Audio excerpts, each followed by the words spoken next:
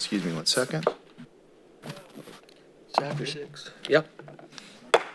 All right, everybody, thank you very much. We'll call this meeting for budget workshop to order. Let me read this real quick, if you don't mind. Virtual information. The governor has declared a state of emergency to exist in California as a result of the threat of COVID-19. The governor also issued Executive Order N3320, which directs Californians to follow public health directives, including canceling large gatherings. The executive order also allows local legislative bodies to hold meetings via conference calls while still meeting state transparency requirements. The public's health and well-being are a top priority for the city of Yuba City, and you are urged to take all appropriate health safety precautions. To participate in this virtual meeting, the meeting is utilizing the GoToWebinar application for this live broadcast. For this meeting, we will be using the questions functionality of this tool in order to accommodate public comment. On desktop computers, the questions section of the app is located at the bottom of the GoToWebinar panel that is on the right side of your screen.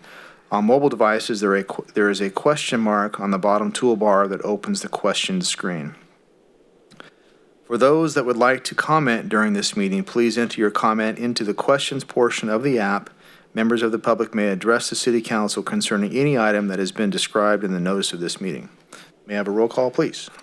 Mayor Harris. Here. Vice Mayor Baumgarten. Here. Councilmember Cardoza. Here. Councilmember Espandola. Here. And Councilmember Shaw. Here. All right, if you all please stand for the pledge allegiance to the flag, I will lead. Pledge. I pledge allegiance to the flag of the United States of America and to the republic for which it stands, one nation, under God, indivisible, with liberty and justice for all.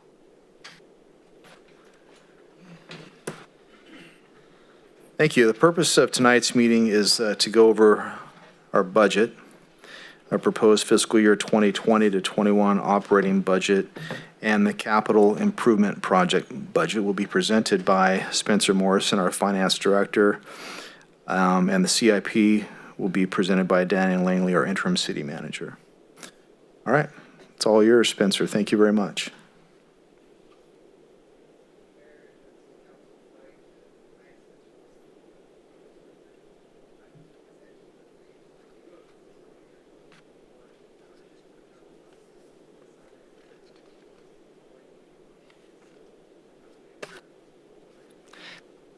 Once again, I'm Spencer Morrison, Finance Director, and I'm presenting the fiscal year 2021 budget, and along with, for the general fund, along with a summary of the enterprise funds. I do have Accounting Manager Lynn Hale here as well to help with questions tonight, but also I just want to recognize all of Lynn's hours, many hours of work on this document in preparation for tonight. At the end of the general fund section, I will outline some steps and take your questions about the fund, and then move on to the enterprise fund. So before I start, I'll mention that I only have 38 slides, but I have a lot to talk about each one. The general fund department heads submitted their budget projections and proposals based on a completely different set of circumstances from what now feels like a different world fiscally. Please note that what we know now versus when budget submissions were due on March 20th, the very first day of the stay-at-home order, is very different. However, in order for us to put together a presentation, we decided to give you the numbers we have, knowing we will be coming back to you with options to help close our deficit and eventually with revised revenue figures. Your department heads have been very thoughtful in arriving at their budgets and adjusting to this new paradigm.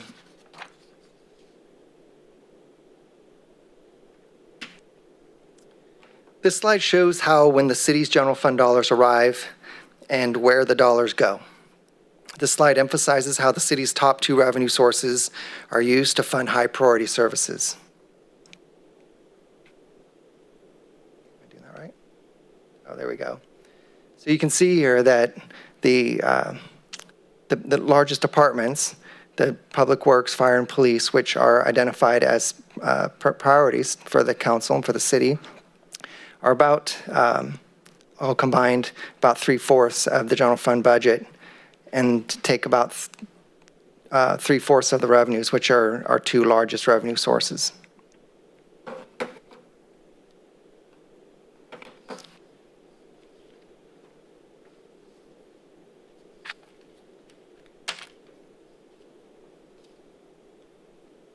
Oh, going the wrong way. There we go. This slide also shows where the city's general fund dollars go. City Council's priorities are public safety and infrastructure maintenance. That is where almost 3/4 of the city's general fund dollars are spent. The percentages in this slide are only change slightly from year to year, which is what you would expect since these areas continue to be long-term priorities of the city. This shows graphically the changes in total general fund revenues over time. There are 10 years of actual historical results, the fiscal year 20 projected and the fiscal year 21 proposed budgets. You can see that the proposed budget revenues for 2021 are expected to decrease from the highest level ever in 1819. While actual revenues are proposed at $42.7 million, the total is inflated by the anticipated transfers in. Excuse me, Yes. are we allowed to ask questions? Oh, please do ask questions. Okay, I didn't want to have to wait through 38 slides. Right, Can you go back one slide? maybe. I was just wondering if the percentages that Yuba City's allocated for its different departments were in any way comparable to cities of the same size. I know that was one that we used to look at just for informational purposes. I don't have any data prepared for you from other cities. I would expect it to be about the same, but what we find in other cities is that everyone does everything just a little bit differently and is constructed a little bit differently, and I know we come across this when we do try to do comparisons for salaries and benefits and things like that, but I would expect that anybody who has a full-service city and police and fire, that it's 60%, 50% at the very least of the general fund. Would it be possible at some time when you're not jammed full of work, which is probably never, to maybe get that information? Like I said, it used to be somewhat useful when comparing expenditures. Of course. Councilman, or Vice Mayor, are you thinking about our comparable cities like the Turlock, West Sacramento, Lodi, Chico, or just in general? I would look there, but I know that League of California Cities used to publish that information as well. Oh, gotcha. As a benchmark, if you will. This is what police in a full-service city as a percentage of the budget, knowing that there are different levels of service. But it was interesting, and I would think it might be interesting to us as well. I believe I've seen that slide, any recent league presentation, so I can pull that for you, sure. All right.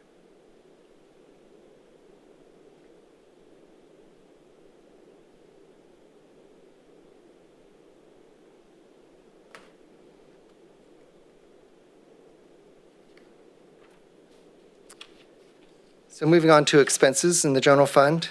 This is a similar slide for general fund expenditures, including actual cash results for 10 years, along with the fiscal year 20 projected and 21 proposed.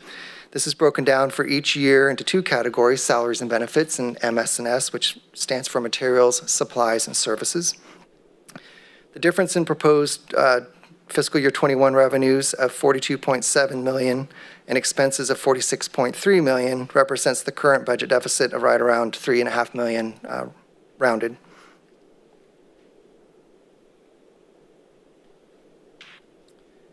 These are the general fund changes. That's a summary of them. The general fund did start 1920. At the beginning of the year, there was a surplus of just under $455,000.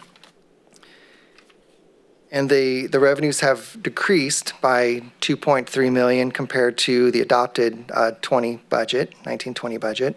Salary and benefits expenses have increased by $1.33 million. And material supplies and services have decreased by $51,400. Internal service funds include our liability coverages, and property liability makes up nearly all the $349,000 increase. We also have removed the $10,000 capital acquisition appropriation from 1920 for the purchase of a police department canine. And the recreation program cost increase has been offset by a reduction in the projected revenues. Overall, the recreation program's budget is showing a 40% decrease in net revenue from the projected 1920 estimate. Now, I do need to point out that in the in the general fund budget, it is a rollover budget. So I do, when I'm talking about removing 1920 items, that's because we rolled over the 1920 budget as it was amended. And then we have to pull out some of these one-time purchases. The reduction of the Sutter Animal Services Authority was the result of reclassifying a duplicate mid-manager position to a first-level management position. And we are anticipating further savings as a long-time and valued SASA team member has announced retirement, and we will likely see a savings in our portion of the salary and benefits of a newly hired individual. As a side note, this will create a new position for the city as the retiree was an employee of the county, and that's the model, is to, as the county employees were leaving SASA, that we would replace them with city employees. The debt service increase represents 1/2 of the principal and interest payment increase for the 2015 Gaucher bond debt. This debt service is split 50-50 between general fund and development impact fees. These changes result in the net deficit contained in the proposed 21 budget of the $3.5 million I mentioned earlier. I will be watching and listening for any signs of change in the revenue figure, and note that salary and benefits and materials, supplies, and services figures do not yet reflect the efforts of your department heads to hold costs in their 1920 budgets. We will see the results of their efforts after the close of the fiscal year and after all of the invoices have been paid, revenue received, and a great deal of analysis.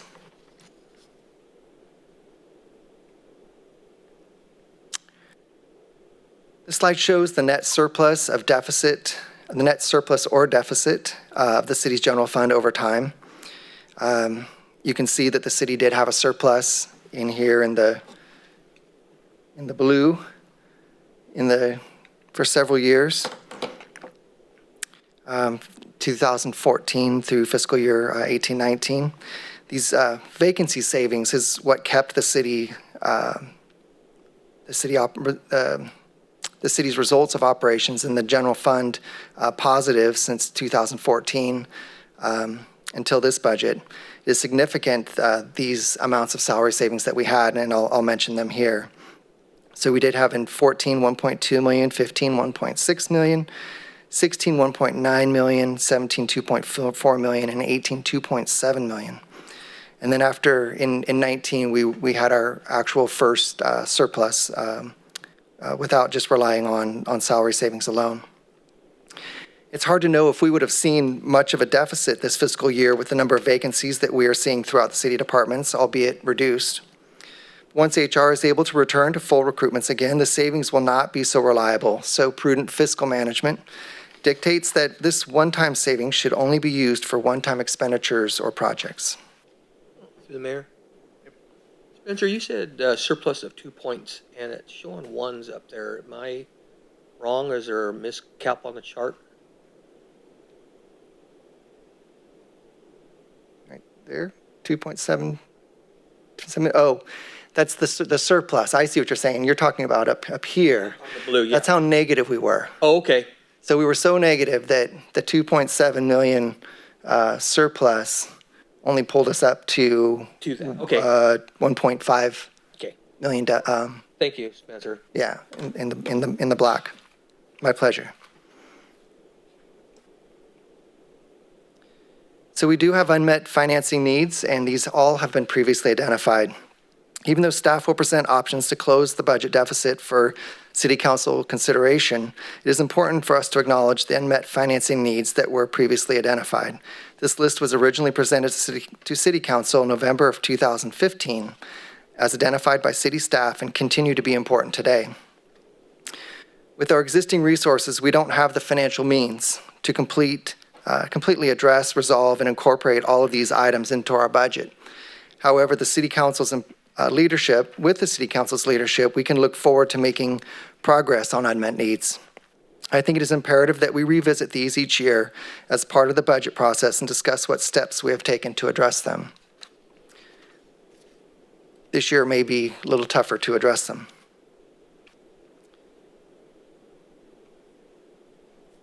Finance staff has analyzed the amount of funding available in the Vehicle Replacement Fund, which is another unmet financing need, for the general fund on a vehicle-by-vehicle basis. Finance has met with the fleet maintenance supervisors and reviewed the city's entire fleet, estimating the remaining useful life of each vehicle and the estimated replacement cost. Based on that information, the best estimate of what we should be setting aside each year is about $1.1 million. Instead, for the years 17 through 19, we've only set aside $800,000. While we have included $800,000 in this proposed budget too, I will mention that these funds are included in Council's discretionary general funds. So I'm pointing out that we will have a budget deficit next fiscal year. We have long had more demands for these resources than we will have resources available in the foreseeable future. Through the mayor. Mr. Morrison, going back 2 slides, Yes, sir. when you talk about the park facilities in Terra Buena, you're talking off Harder Parkway, correct? Correct. Did we not receive a grant for that? Did that cover the entire park, or was that only partially covered? What is the amount that's outstanding there approximately? Do you have that CIP budget handy, Lynn? We'll check just for a moment. Okay.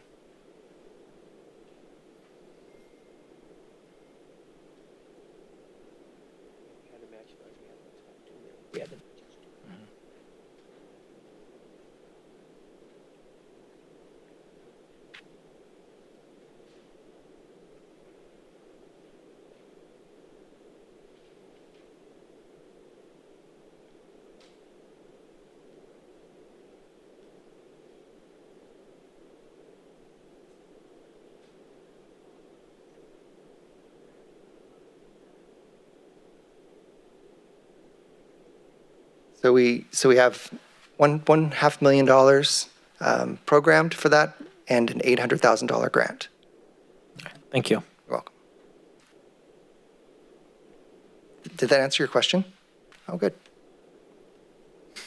I'm going the wrong way, aren't I?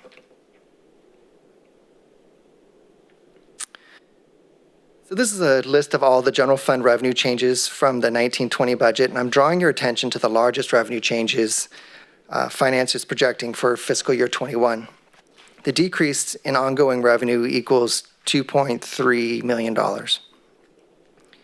Sales tax is expected to decrease $2,224,700 over what was budgeted in fiscal year 1920. I have 2 additional slides showing more information on sales tax revenues in just a minute. The budget for 1920 the budget for 2021 includes a decrease of 16% over what was budgeted in fiscal year 1920. Finance is projecting a 3.4% increase in property tax revenues, 3.4% increase in property tax revenues next fiscal year. This growth estimate is supported by the city's property tax audit firm, HDL Companies, and trends in property values. This generates an additional $470,000 in revenues over what was budgeted for in fiscal year 1920. Some of the increase, about $218,000, relates to 1920 actuals expected over the amount budgeted. Hotel motel surcharge revenues are budgeted at a 25% decrease over the amount expected to be received in 1920. Properties are pessimistic and believe they've lost group bookings with little hope of rebooking next year. The amount of the budget reduction for fiscal year 2021 is $317,000. At the time of budget submissions, community services staff anticipated a $154,000 revenue decrease. This figure will continue to grow unless, by grow I mean shrink, unless recreation programs and future social distancing orders lift after July 1st. We see a small increase in franchise fees, $111,000, as we believe demand for those staying at home and rates will continue to increase for these utilities, which include telephone, gas, and electric, cable, and refuse. Real property transfer tax is expected to shrink by 25%, or about $62,000, due to slowing home sales during this emergency time. Business licenses are expected to increase by about 53,400 next year, which is around 5%, as recent improvements in the application renewal process, along with compliance reviews, has resulted in more participation in business licenses. Since City Hall has reopened, we have picked up business license applications and renewals again. It's about 50% of the pace for this time, from May 4th to now for these couple of weeks as last year, which I think, considering, that's pretty encouraging. The 2017 SAFER grant is expected to generate $22,000 less in grant revenues as the city takes on a greater share of the cost in December of 2020, and reimbursements from the grant will decline. CSAG revenues, which are property tax revenues, are expected to grow by $14,800, 1.8% anticipated increase. All other items combine in a reduction to revenues of $93,200. Cost allocations and other transfers decreased by $94,000. This includes the proposed $500,000 transfer from the Pension Stabilization Trust that I will discuss later. So sales tax. These are the city sales tax revenues. This shows you 10 years of actual history and the fiscal year 2020 projected and 21 proposed budgets. Revenues were higher in fiscal year 15-16 due to $824,000 in one-time revenues received that year due to the end of the state's triple flip. Without that irregularity, sales tax has steadily grown since the decline of fiscal year 9-10. The last year's budget was an all-time high for Yuba City. Pre-COVID-19 declines in fuel prices and slower auto sales were expected to provide slightly less stellar results in 1920. Now, with the state of emergency skewing revenues, we expect a big decline. These are all gross amounts and do not include the net expected offset of the tax exchange amount to be paid to Sutter County, which is included in the budget document under the terms of MTEA, Master Tax Exchange Agreement, a reduction to sales tax of $441,000 in fiscal year 2021, but budgeted. As I mentioned previously, the estimated increase for fiscal year 1920 was 2%, but no longer. City staff will continue to send out sales tax results on a quarterly basis. The slide shows the impact of the current projected sales tax revenues compared to budgeted, and also what HDL company forecasts. I just wanted to throw this in here just to, I guess, illustrate how difficult this is going to be to nail down this revenue source. And just so you're, to take the mystery out of it, this is not a foot. These column does not add up. These are just numbers in a list. We budgeted for flat sales tax revenues in 1920, essentially. And based on that happening, based on all that's happened and happening, we are forecasting a year-end decrease of almost $1.3 million. Recently, the city's sales tax revenues have been volatile and difficult to forecast. This is due to the CDTFA's implementation of a new computer software program and delays in processing income sales tax returns during the conversion process, which we are still seeing the effects of today. Even HDL, which I mentioned earlier as a tax consultant, has had difficulty, and the current stay-at-home order has turned difficult into impossible. Note the changes in HDL's fiscal year 1920 projections from January to May, right here in the middle. Oops, right here in the middle. I'm proposing a 15.5%, or you round up to 16 if you like, % decrease in revenues. This is a very big decrease for the city's once top revenue source and lower than some jurisdictions are using. Some are using 25 to 50% initially. HDL did like my forecast at first, but has recently revised their numbers to be closer to 9%. You can see the difference. You can see there are differences here. When pressed, though, HDL said their model assumes the stay-at-home order is lifted by the end of May, maybe, and that all businesses that were in business before the stay-at-home order will come back and be in business again, which I don't think is going to be the case. So I feel like their numbers are still a little too optimistic, and it's unfortunately so. HDL has a preliminary forecast of an $800,000 increase for fiscal year 21-22. Oh, sorry, 21-22 over 2021, and we'll see how we do. But that's it's hopeful, but it might be a little too early actually to tell. So property taxes. Yuba City's new #1 revenue source if our forecasts are right. These are the total property tax revenues with, again, 10 years of history, along with the projected 1920 and budgeted 2021 numbers.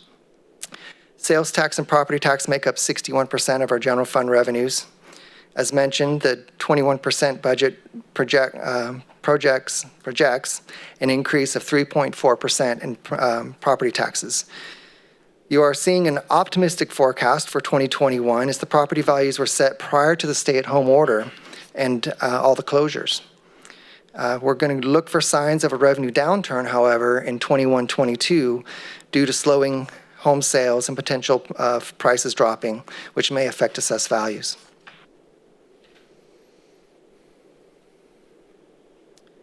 These are the changes in the city's cost allocation reimbursements. As you know, the city prepares an annual update to both the citywide cost allocation plan and the Public Works cost allocation plan.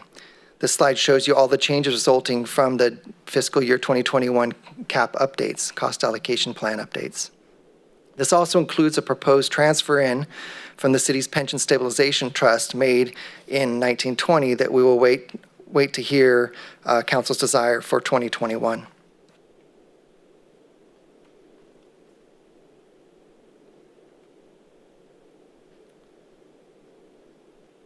The largest expenditures changes coming from salaries and benefits. We do have salary and benefits changes resulting in an increase of $1.3 million. Negotiated salary adjustments from the 1920 bargaining cycle added $1,309,825 to the budget increase. This figure includes the second year increase negotiated for the POA sergeants and police sworn managers. Backfilling vacancies at a lower step and usually including PEPRA retirement benefits saved almost $1.3 million. Healthcare costs increases are budgeted at 4% for half of the fiscal year. So healthcare is on a calendar year basis, and so it'll be half of our fiscal year. Finance shows this increase for fiscal year 2021 separately from the healthcare savings that was generated in 1920 because we had a reduction in Blue Shield healthcare rates of 4.83% in 1920. And CalPERS rates for the police plan increased by 4.68%. So you have the 1920 changes here, the reduction, and then the 2021 increases here.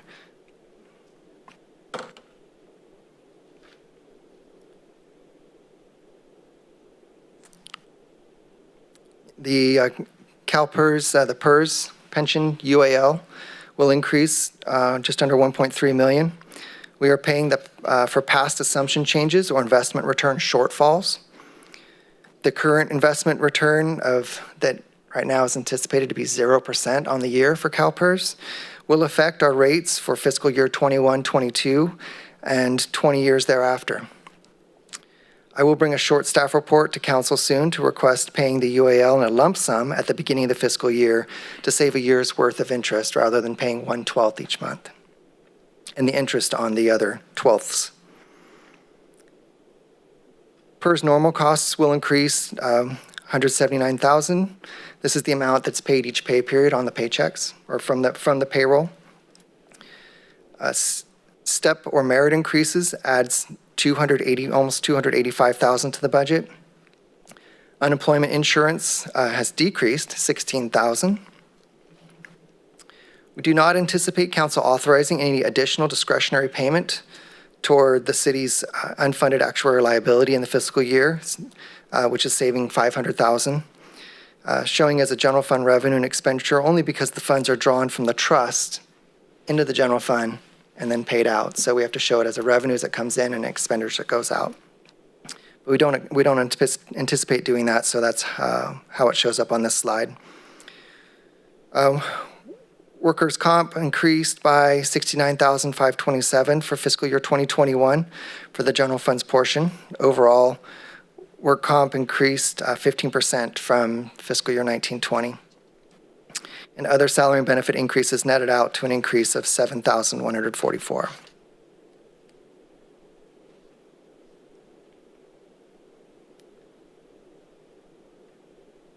There are significant changes to the city's general fund internal service fund charges for vehicle maintenance, vehicle fuel, liability insurance, technology replacement fund, and all the others totaling a $348,910 increase. It's worth mentioning that the city's ISF funds are set up to recover costs, not to make a profit. Therefore, charges to departments, which generate revenue to the ISF fund, are set for the fiscal year at a level to cover ongoing costs and ensure adequate reserves exist. The big change is in liability insurance. Property insurance is part of that, property coverage.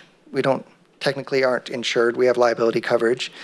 But the amount increased 59% from the amount adopted from the fiscal year 1920. This was due to an appraisal of the city's assets by the pooled insurance or pooled coverage provider, which is the Northern California Cities Self-Insurance Fund. And council did authorize a supplemental appropriation last August when final invoice was received. We were advised to budget an additional 18 to 23% for fiscal year 2021. And the general liability insurance increased 9.5%.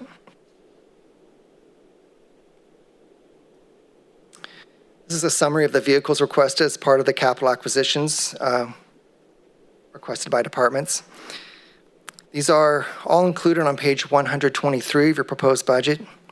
Finance received $3.6 million in requests, for which $2.14 million were already funded in the plan, requiring a general fund cash infusion of $1.5 million if all requests were approved. The mayor. Spencer, these are all a need, not a want. These are all a need. These vehicle requests. So I'll continue, but not all of them made it into your final budget. Okay, thank you. Okay. So the only vehicles that are included in the vehicle replacement plan list that are here, but did not have sufficient funding to available to fully pay, were the police motorcycles, which is a unique circumstances. They have a purchase price total of $125,000. This purchase is unique because the department has had a long-standing replacement buyback agreement with Yuba City Harley-Davidson. And the motorcycles that are currently in the fleet are already in a one-year contract extension and will be out of warranty in December 2020. The department will incur significant maintenance costs if the motorcycles are not replaced. And the proposed contract will provide for the buyback of the existing motorcycles at $11,646 per unit. The new motorcycles will come in with a 4-year extended service plan. So we have decided, talked as a group, and part of what we're going to bring to you in the next week when we talk about solutions for closing the budget deficit.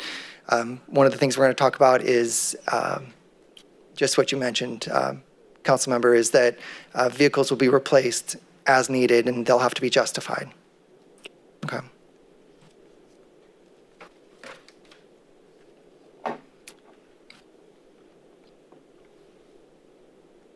These are the technology replacement plan, capital acquisition item request. The city's technology replacement plan operates as an ISF wherein departments pay a charge for the use of the item. Those funds are accumulated in the plan in order to have funds available to replace technology items when they are worn out or out of warranty. These items included in this list all have funds available in the plan for their replacement. So new requests for capital acquisition items from the plan were requested, but would require, there were new requests in the new capital acquisition items that in the plan that would require a cash infusion of $117,800. So we did not include them in the budget. We held it.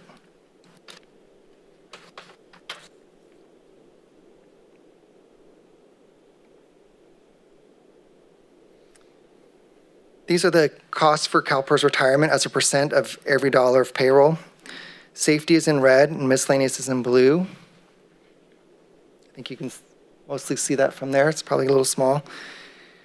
This is a blended composite rate of all the tiers, including the unfunded actuarial liability payment. This is only the employer portion. It does not include the portion paid by our employees, be it 7 to 9%. These projected rates are based on the actuarial reports as of June 30, 18, put out by CalPERS in August 2019, making it the most recent available data. Finance will update this information when new actuarial reports are received. The assumption changes CalPERS has made in the past few years, which are increasing our UAL contributions at an alarming rate. We repay the UAL so we can receive an interest rate discount from CalPERS rather than paying 1/12 each month. I say we prepay the UAL.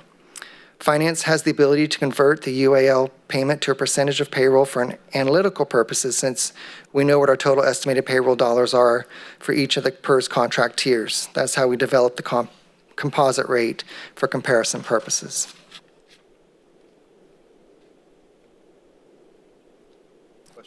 Through the mayor. Spencer, can you go back to the? Yes.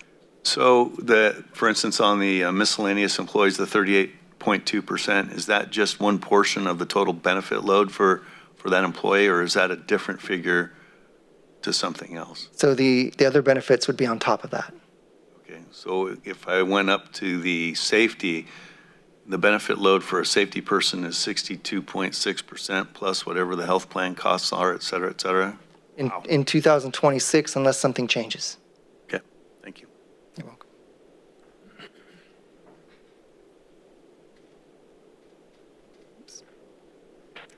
So I'm sorry to make it even smaller for you, but hopefully you can see the lines. And I don't have a real succinct pointer, but there's a red line in here that is the line that's the most current information, and it ends with that 11.49. The red line was an estimate of our CalPERS costs based on that same June 30, 2018 actuarial report, which again is the most recent report available.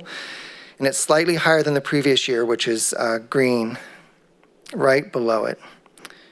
The blue line was for 2015 and the purple line 2016.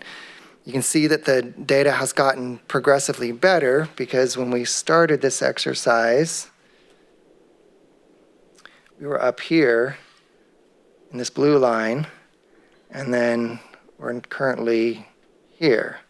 And part of that is improved investment returns in some of the middle years, and also paying down the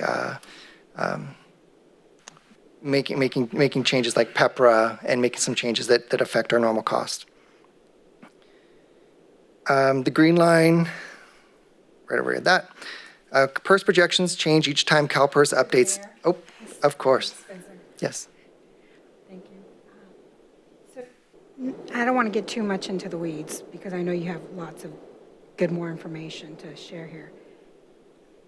You mentioned earlier that the projections with CalPERS of their investments is that it is zero at this moment. The investment rate of return, we're expecting zero. Return, because that influences part of our overall expense within CalPERS, is that?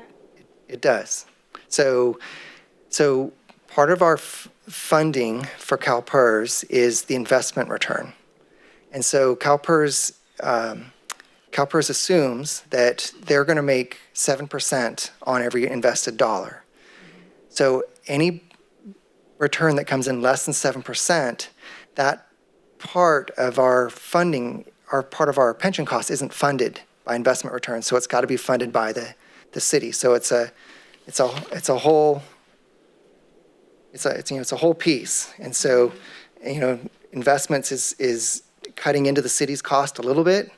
And if we miss our mark, miss their 7% investment return mark, then that part of the cost has to be paid for by the city. So we lose the benefit of interest earnings to help cover our pension costs. And this is part of your plan to review things quarterly to help gauge what direction that may be moving, because these are projections from 2018.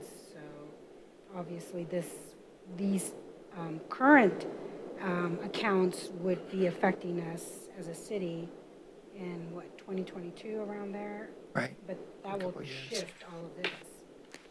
Right. I'm hoping. Right. So I update this slide each fall when we get our next actuary. So the next actuary will give us the data for, it'll give us real data for 21, 22, I believe. And it'll give us I might not be saying this right, but for another year out, but it'll give us an estimate, basically a projection of what the year after that will be. And so in the fall, at the end of summer, when I receive the next set of actuarials, I should have a glimpse at what CalPERS is thinking the effects of this zero rate of interest return will have effect on our costs. So I expect to know more in the fall. And that's part of our pension trust as well. Not so much. Our pension trust is actually, thankfully, separate. Let me rephrase it, not that it's related to that, but that's part of the way that as a city, we pay down some of this particular expense to reduce, as you mentioned earlier, the interest and the principal of the actual unfunded of CalPERS. Okay. Thank you. Yes, that's yeah, exactly. We have that trust, and I'll get into the trust a little bit later, but we have that trust to help smooth the sharp increases is one of the reasons, yeah. Okay, thank you. You're welcome. So the PERS projections do change each time CalPERS updates any assumptions that they use for the actuarial analysis, whether or not they hit their intended projected investment, which we were just discussing, income target, or exceed it, and when they provide CalPERS employers with new actuarial reports. So finances projections are only as good as the information we have available from CalPERS at any specific point in time. I do want to show City Council employees and the public how this information has changed over time with this slide. And projections are based, again, on the 2018 actuarial reports.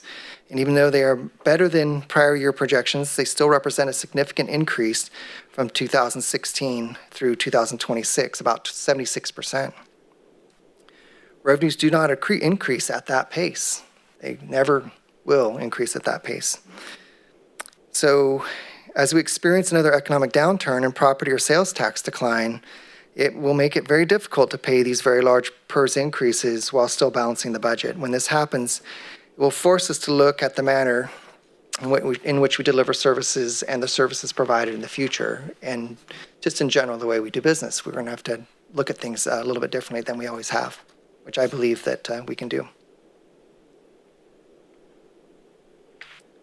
So after reviewing the changes in the expenditures and revenues, I do want to review the general fund reserves with you.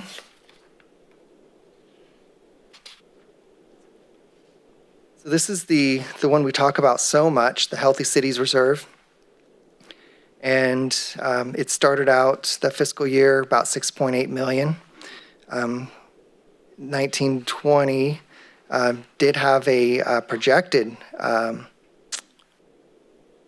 budget shortfall or it does have a projected budget shortfall. And so and this is after we made a drawdown from the Pension Stabilization Trust, of course. And so the projected general fund reserves are going to be about 6.3 million. So this is only slightly short of what the 15% Healthy Cities Reserve would be if our budget was, our proposed general fund expenditures were, if we were able to close that $3.5 million deficit. So on the expenditure side. So that would, this was, if a 6.3 was our number and the deficit was closed, then we'd be okay. So at the present, though, under the budget that we're presenting to you, the reserve should be about 6.9 million. So I guess my point is that after we come back to you with some recommendations for closing the deficit, we'll get a lot closer to the 15%, unless we decide to use it differently. So after I put this slide together and got it into the presentation, Lynn looked at it and said, I think we could do this a lot easier. And so she was right. But I still didn't update the slide for you. But I'll just read it. I'll read it her way. 15-16, the Pension Stabilization Trust was started with a contribution of $2 million. Through the course of the years and surpluses of 16-17 through 19-20 budgets, we had contributions of $1.235 million. Add some investment earnings of $312,000 and an additional discretionary payment of $600,000, and then the recent drawdown of $500,000. Your projected balance is $2,447,255. Next year, the slide will be much simpler.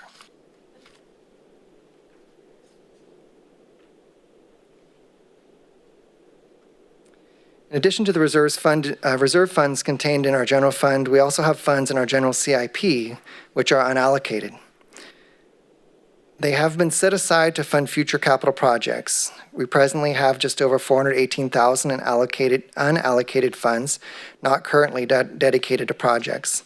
Staff has purposefully left this level of reserve in this fund to provide emergency contingency funding for projects when and if necessary. We would never want to utilize all of our available general fund CIP infrastructure dollars. Total funding in the general fund CIP is just under $4 million. Of that, about $3 million is already allocated to general fund CIP projects. $40,000 is earmarked for funding budgets contained in the proposed capital improvement project budget under consideration for 2021. And additionally, Finance has purposefully designated $500,000 as unallocated for additional emergencies in this fund. This doesn't mean that there weren't requests for the funding. We just have far more requests for general fund allocations for 2021. There were actually over $4.6 million in requests for the general fund this year for 2021. So they weren't all funded because there simply aren't enough dollars to do everything that staff recommends. It is difficult to prioritize the requests, and a very Spartan general fund CIP budget will be presented later tonight. So I just want to be really clear that there are $918,334 that are not allocated to projects in the general fund. Okay. This number appears differently than what you saw in earlier presentations because that $500,000 has been earmarked as do not touch until emergency. But that's for your discretion.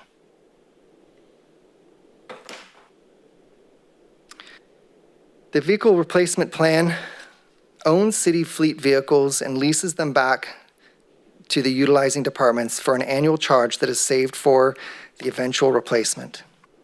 The general fund share of the overall balance is expected to be $8.3 million at the beginning of fiscal year 2021.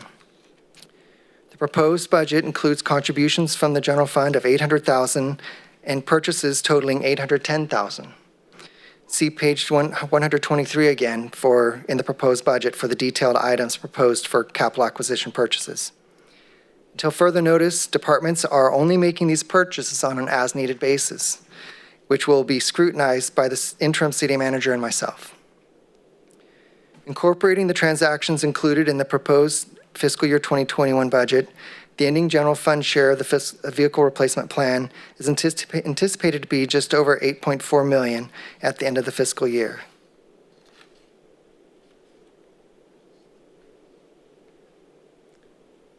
So these are a few of the next steps for the general fund.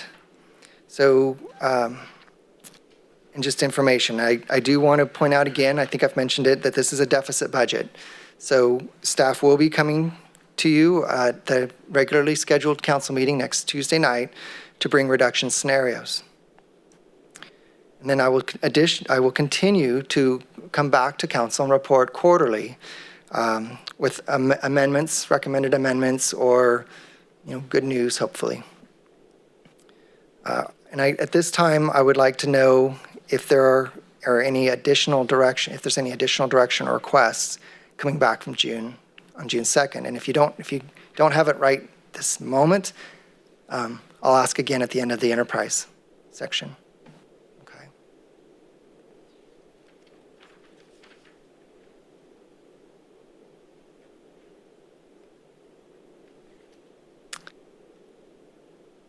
So in this evening's budget presentations, I'll first I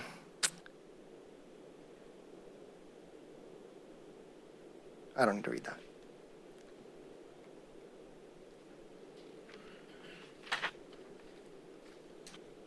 So for the 2021 water fund revenue budget, the 1920 projected figures were used. And this was just so I'm really reporting on the changes we plan to make from where we plan to end at the end of this current fiscal year. The slight dip between the projected and proposed amount is due to the expected decline in investment earnings. So just like in the general fund, these are rollover budgets. The only changes coming from salaries and benefits, internal service funds, and cost allocation charges. And of course, this decline in, that's in expenditures, and there's just the decline in the investment earnings and revenues.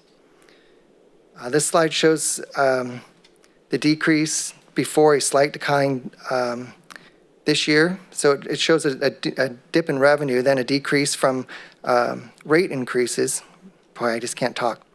This slide shows a dip in revenue, then an increase from rate increases before a slight decline this year and next, all while expenses continue to increase steadily.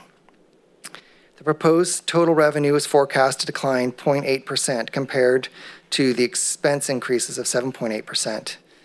Increasing expenses are contributing to declining debt coverage ratio, though we are projecting the ratio to remain above the 1.2 required in the bond debt covenants. And we're forecasting the ratio to be 1.67. So this blue line is actually the debt coverage ratio historically, and it peaks 18-19, and it's starting to decline. And then I've marked over here where 120 would be in relation.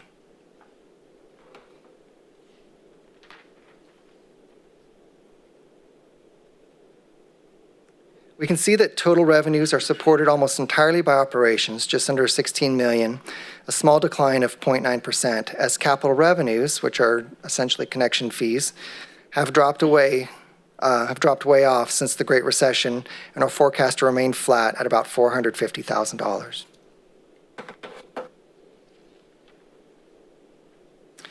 Water operating expenses continue to rise, forecasted to increase almost 9% over 19-20 projections, while debt service and CIP will also increase 5.48% and 21.35% respectively. CIP contributions appear to be a big increase, But these are relatively small amounts, so that only equates to an increase of about $400,000, bringing the forecast to $2.2 million. The debt service increase is due to the Smart Water loan from the state of California.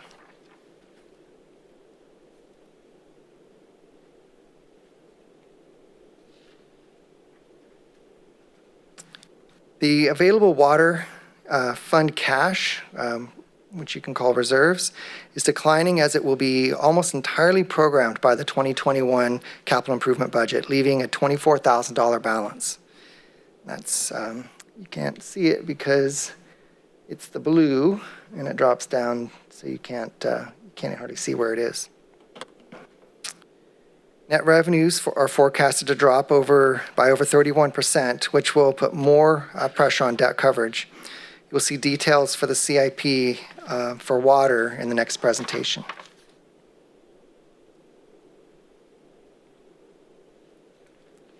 For 2021 wastewater fund revenue budget, the 1920 projected figures were also used for the wastewater service charges, but other revenue categories were kept at the same level as the 1920 budget. The slight dip between the projected and proposed amount, again, is due to investment earnings on the revenue side. On the expenditures, as with the general fund, we used rollover budget for expenditures for wastewater operating funds. The only changes coming from salaries and benefits, ISF charges, and cost allocation charges, same as the water. This slide shows increasing revenues, keeping up with expenses that also continue to increase steadily. However, as the large capital project at the water treatment plant begins to wind down, we will see both a decline in overall revenues and expenditures in the fund. The proposed total revenue is forecast to decline 1.7% compared to expense increases of 9.5%. Like water, increasing expenses are contributing to the declining debt coverage ratio, though we are projecting the ratio to remain above 1.2 required in the bond debt covenants and it'll be about 1.7 is what we're forecasting right in here.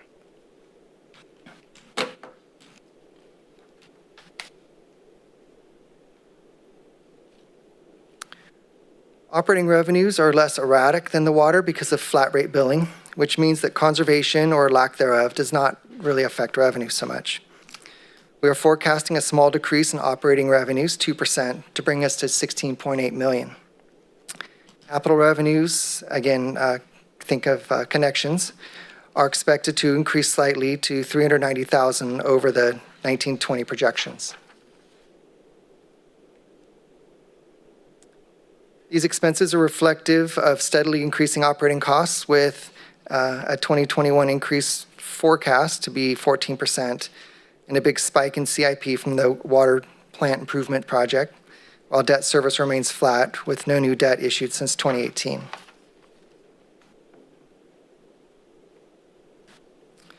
This is a similar slide that you saw for water, but shows a very large spike in CIP for the plant improvement projects, an increase in cash due to bond proceeds. Cash reserves are also declining as they are programmed for projects and bond debt. You will see details of CIP when you hear about the water in the CIP presentation. In case you haven't asked all your questions yet, I'm here to help answer questions. I do have one slide after this too, I want to get your questions out of the way.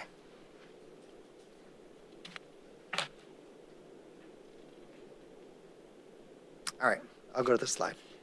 Oh, do you have a question? All right. Mayor? Nope. Thank you.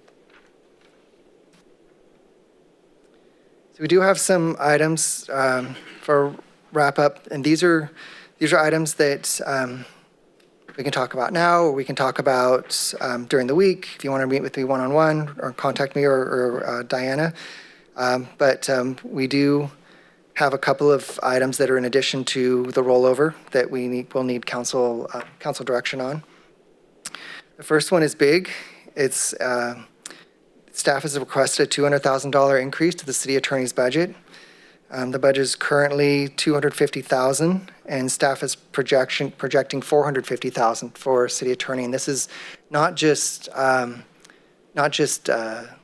the city attorney's office, but also personnel attorney costs with BBK. So it's not just Alisher, it's BBK as well. As you know, these some of the hours that they work can be unpredictable and unforeseen as issues rise. Then we have we also have the $125,000 that I mentioned earlier for the motorcycles and vehicle replacement. We'll be bringing that to you on the 2nd. And we have, of course, the January 2nd review. But there's also something that didn't make my slide because it just came to my attention a little bit later in the day was we do have an election coming. And so that the estimate by Terrell is $60,000 to put on that election in November. And so that's something that's not normally, that's only part of our budget every couple of years. And so we'll be adding that to this rollover budget as well. So just wanted to make sure I mentioned that's going to be part of this too. And that's all I have. So I can turn the microphone if there's no questions for me. Or if you need time to think of the questions, I can turn the mic over to Interim City Manager Diana Langley. One question, Spencer. On the 125 for the police motorcycles, can you just help me understand, if we have a few million in the vehicle replacement fund, why do we need to hit the general fund for that? So when we put together the plan, the vehicle replacement plan, as we add funding to the plan, we fund vehicles. So we over time, so we take the cost of the vehicle and we spread it over the useful life of the current vehicle that we already own. So as soon as we buy motorcycles, for instance, then we would we say their useful life is 3 years. So over the course of 3 years, we take their total cost and we make the allocation divided by 3 and then slowly fill that bucket. And so on a fire engine, which may have I'll use a dump truck, may have a useful life of 20 years.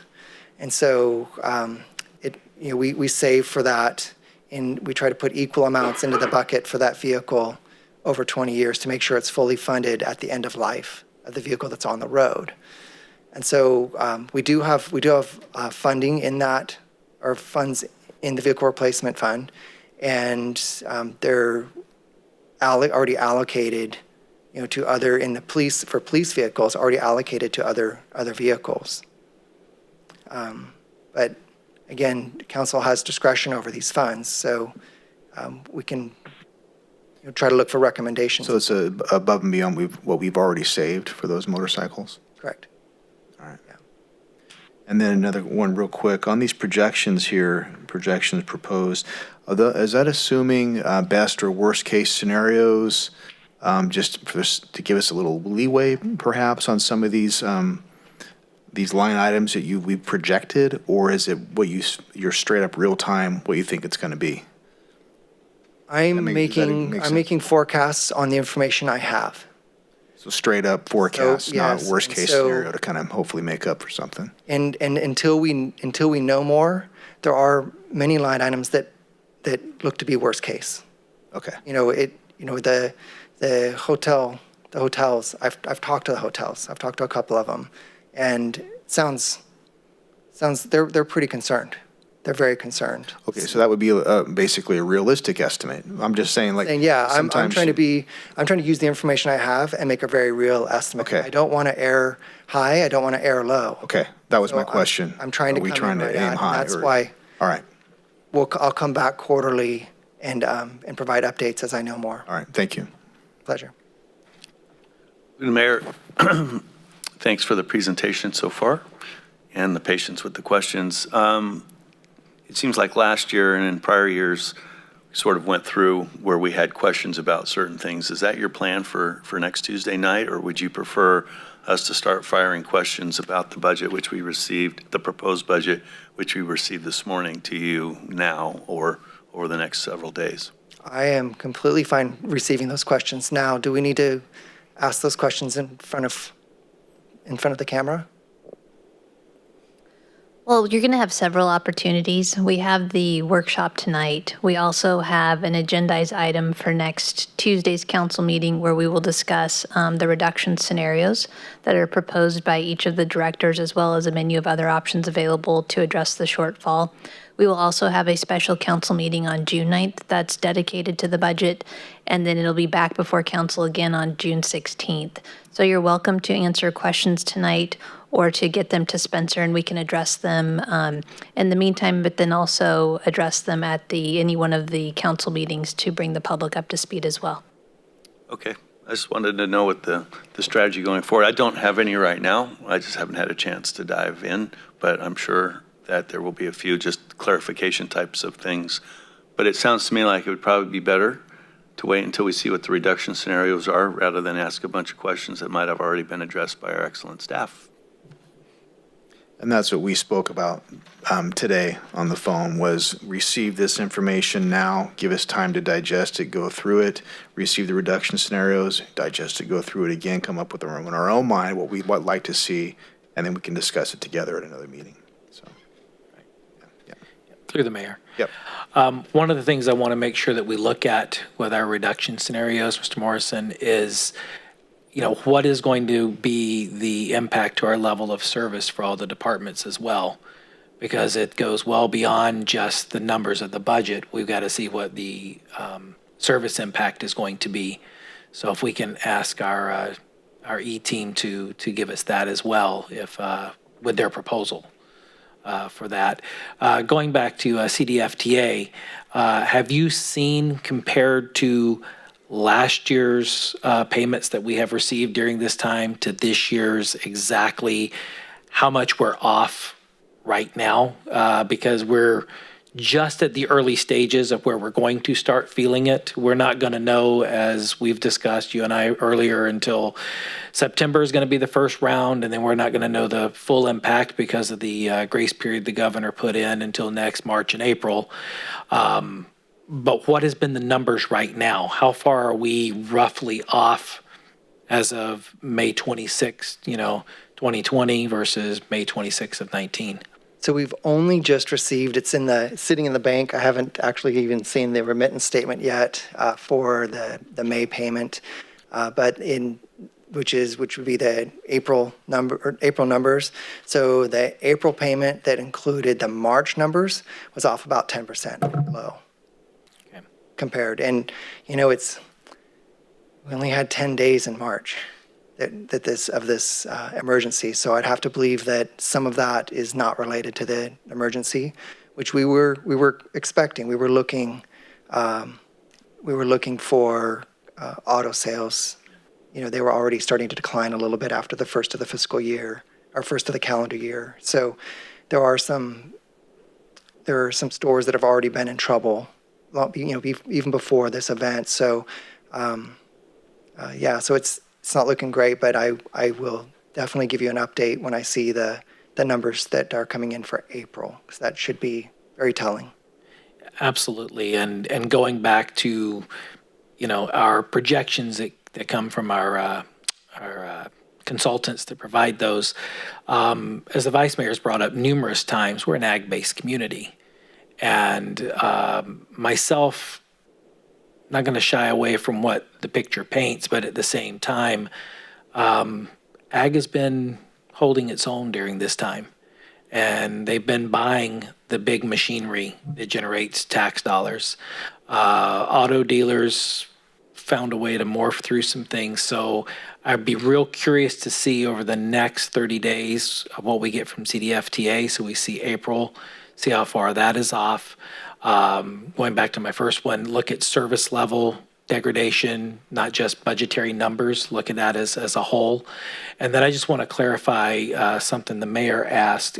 When you were talking about the 125, that has not been budgeted into the vehicle replacement by PD over the past 4 years that they've had the motorcycles, correct? That's why we're having to pull it from the general fund?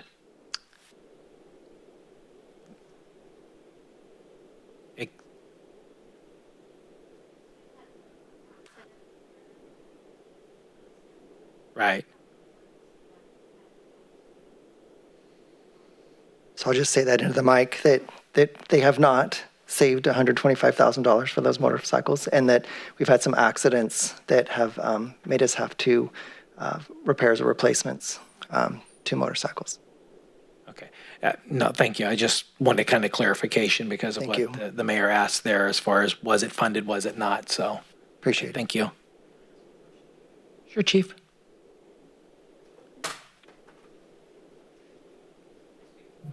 Yeah, that's fine.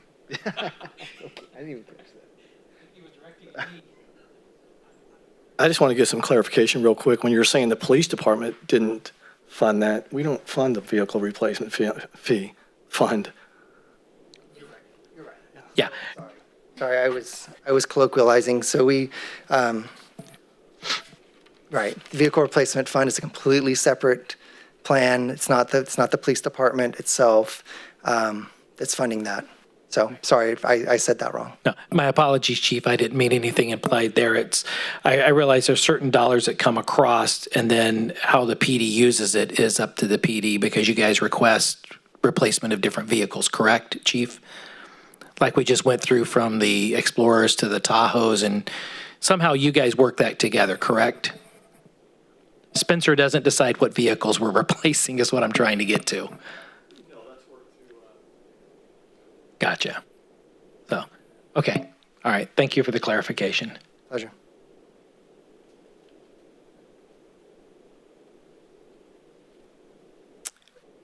Through the mayor. I was clear about it a minute ago, and I just got a little fuzzy after that conversation. And I don't want to get, because we don't have to make a decision on this, but the $125,000 that you're proposing at this moment, and it'll be reviewed at the June 2nd, is $125,000 from the general fund. Correct. Okay. And the decisions are made through maintenance, correct? As people are asking for, or if the chief, you don't mind if I use you as an example, chief, would ask, hey, I need to get some motorcycles and these are the replacements. He goes through maintenance, and then it goes through the process, and we determined that we could pay for it at this moment in the discussion out of the general fund. Yes, it'll come out of the plan. So the general fund funds the plan, and the vehicles replaced in the plan are based on the recommendation of the fleet maintenance. Okay. And fleet maintenance, they are very familiar with these patrol cars. Since we're using Chief as an example of fire engines, Right. and so they have a very good idea of how long these vehicles are safe for the officers to be on the road. So Okay. so not all vehicles are replaced at the same rate, at the same period. And so our vehicles are tools, and some tools are used, they're all used differently and have different purposes. Right. So, Okay, now it makes sense to me. So the process was reviewed that these motorcycles need to be replaced, and so that's why we're having this discussion. that's right. Okay, thank you.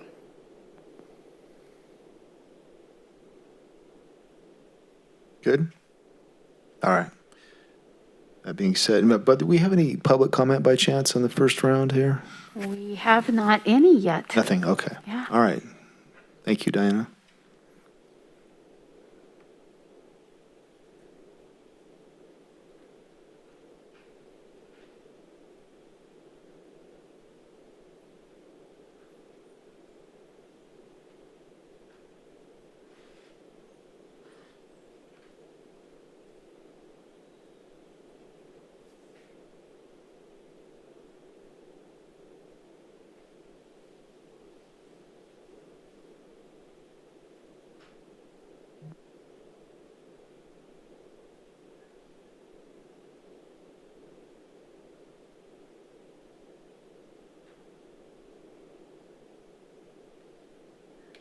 Good evening, Mayor and Council. Before I move on to CIP, I just want to note there's a topic that we would normally discuss at this workshop that we're not this year, and that's rates, water and wastewater rates. And so council has provided direction to staff to hold off on rate increases at this point in time and to reevaluate as time goes on.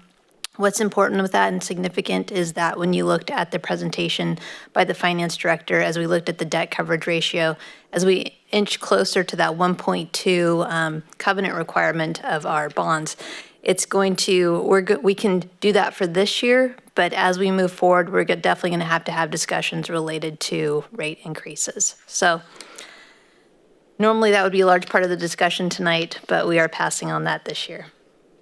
Okay, so I'm going to be discussing the capital improvement program. So some key themes. This is definitely a scaled back approach to the CIP this year. So we removed all new requests for general fund money except for 2 projects totaling $40,000. If you recall from Spencer's presentation, the requests were $4.6 million, and there were really important projects in there. One of the projects that Brad McIntyre, the Community Services Director, reminded me of was the Bob Barkhouse Veterans Memorial Park. That was a submission that is not proposed to be funded as part of this program. And there were many other facilities-related projects as well.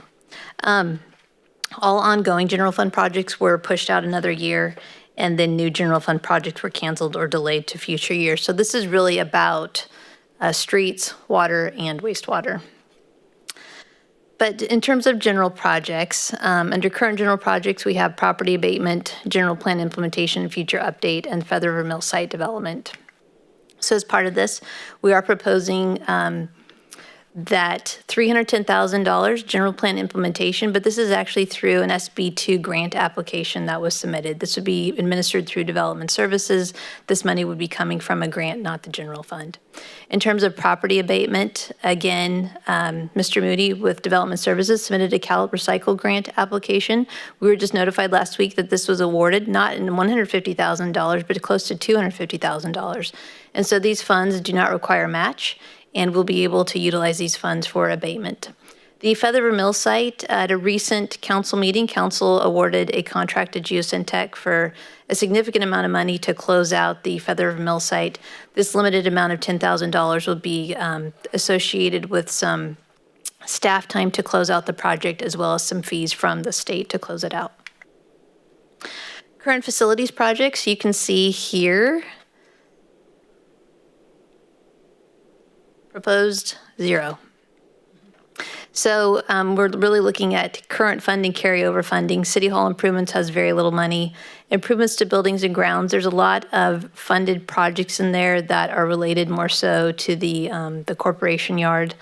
And then also this Union Pacific Railroad property acquisition, this is one that's been the bane of my existence for many years now, in that this is associated really with paying our attorney to help us with negotiating the sale of the Union Pacific Railroad right-of-way to the city. It's been ongoing for at least 20 years in terms of this discussion. Through the mayor. Diana, on buildings, city buildings, we had some issues at the senior center concerning electrical. Was that fixed? Because there's no money for it. Are we going to be able to fix it? Because that is a safety issue.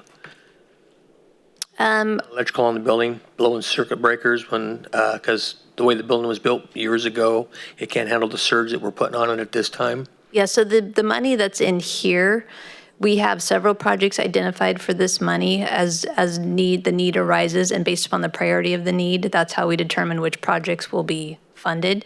We would not let a safety issue related to electrical go without being addressed. So even if it's not specifically listed in here, we would have to reallocate which projects get completed to get the project done within the funding that we have. All right. I know it's not going to be an easy job.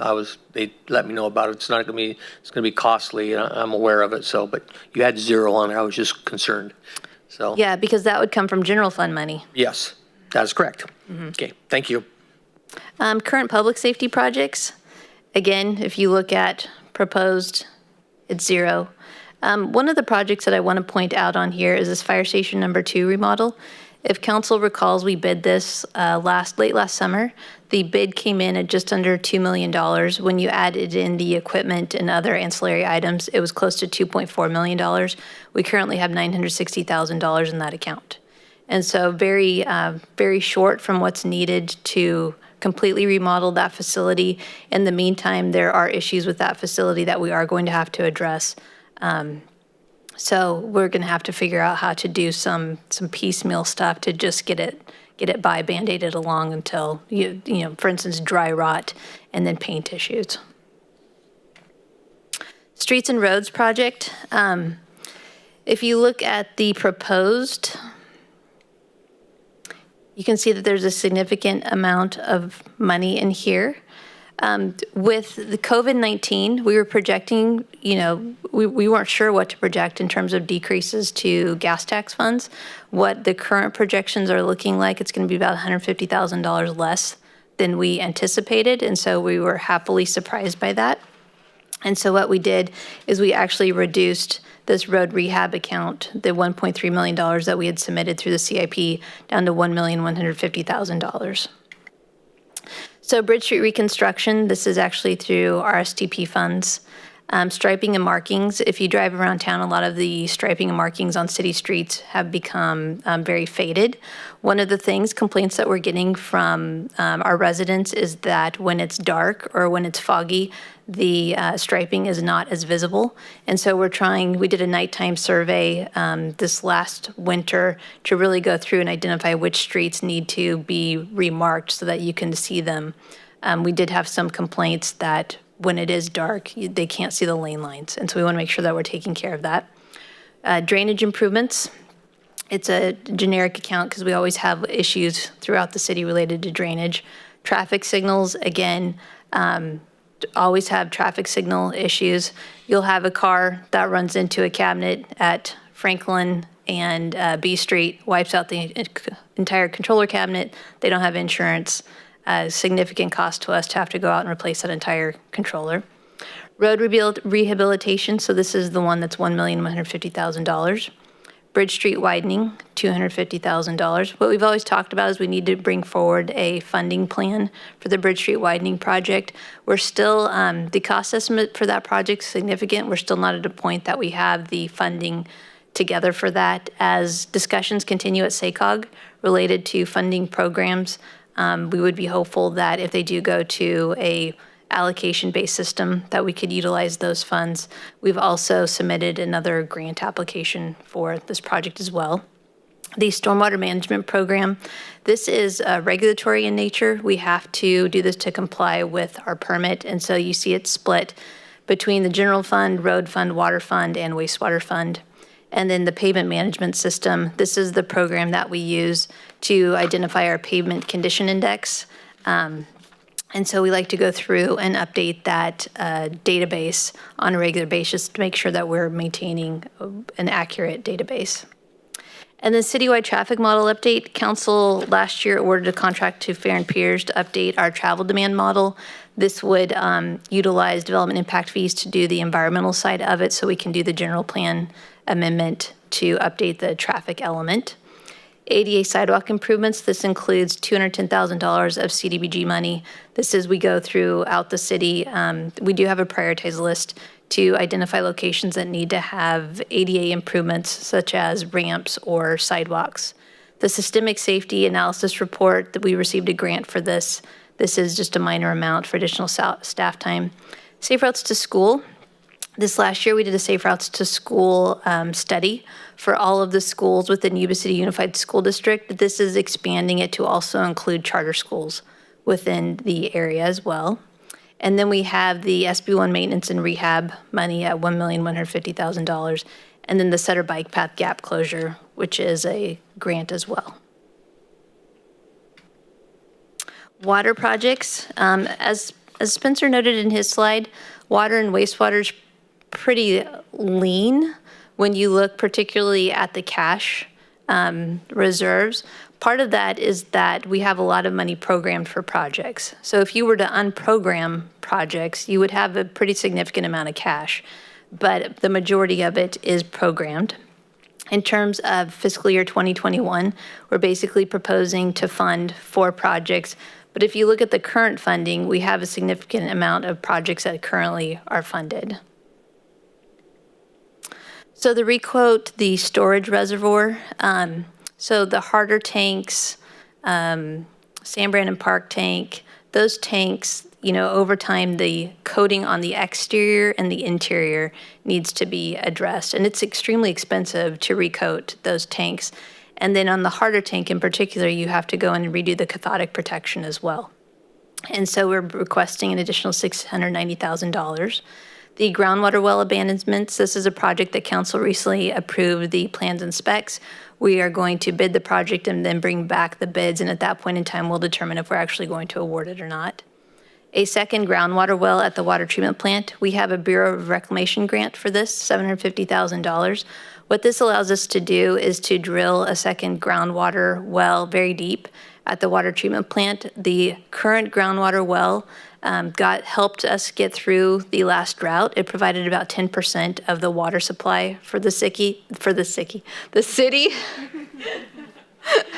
I'm talking too fast now. For the city. And so this second groundwater well would not only provide us the ability to pull additional groundwater, but then also at some point in time convert this to an aquifer storage recovery well, in which we would be able to draw water from the Feather River, inject it into an aquifer where it stays confined to basically a bubble, and then draw it out during times where you need the water. So it becomes an insurance policy. And then water treatment plant electrical and instrumentation improvements. Much of the electrical and instrumentation at the water treatment plant has not been addressed since the plant was constructed. Wastewater projects, again, very few projects funded in this fiscal year, though we have about $12 million in current funding for projects. So the Harder Bridge sewer trunk connection, this is an exciting project. And so what this project does is it connects an existing sewer line at the south end of Harder Parkway by River Valley High School to an existing sewer line in Harding Road.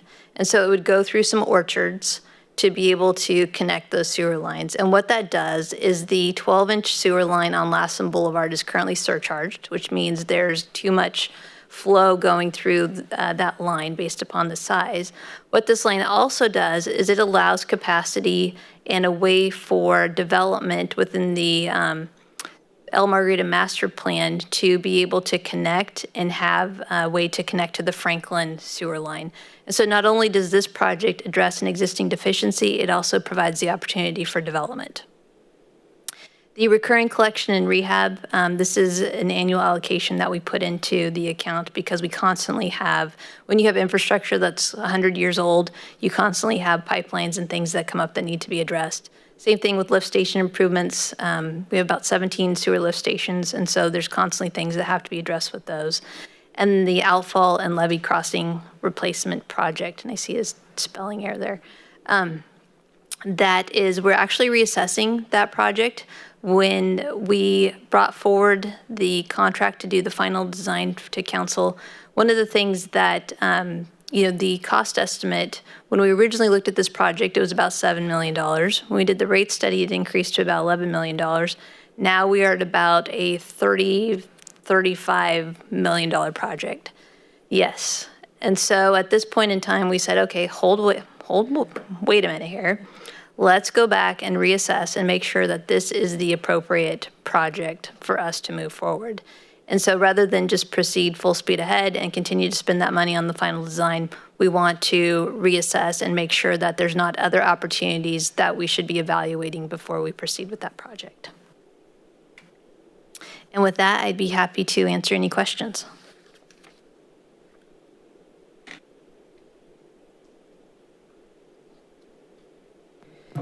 I don't have a question, but I appreciate the excitement of the, what did you call it, the trunk? Oh, yes. See? You know I love water and sewer. Exactly. I was sitting here and I'm like, she really loves the work that she does. So I appreciate that. Thank you.